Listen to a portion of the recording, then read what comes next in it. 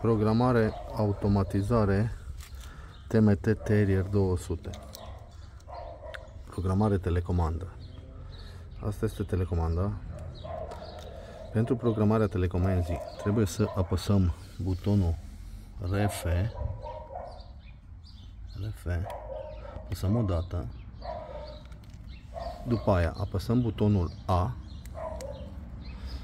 pentru înregistrarea, pentru deschiderea completă, înregistrarea deschiderii complete.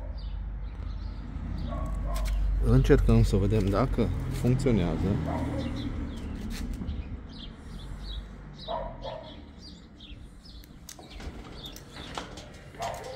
Da, funcționează.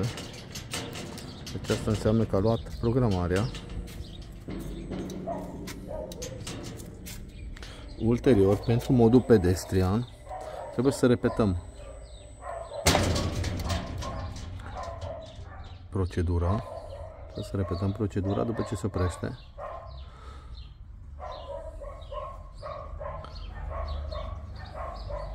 Se stinge LED-ul, afișajul, apăsăm de 2 ori pe butonul RF, apăsăm din nou de 2 ori, o dată, de 2 ori, ca să ne apară modul pedestrian.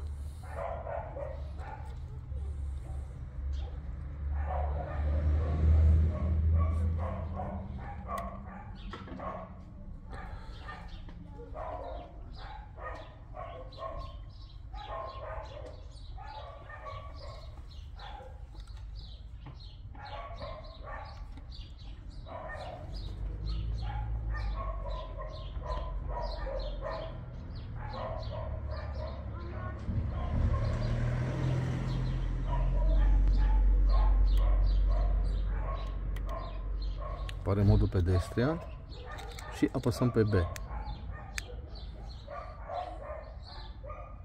După ce am apăsat pe B, încercăm din nou.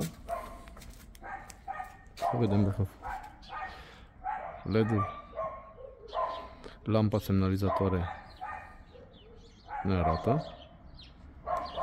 Și apăsăm pe B pentru modul pedestrian. Și vedem că ne deschide doar modul pedestrian.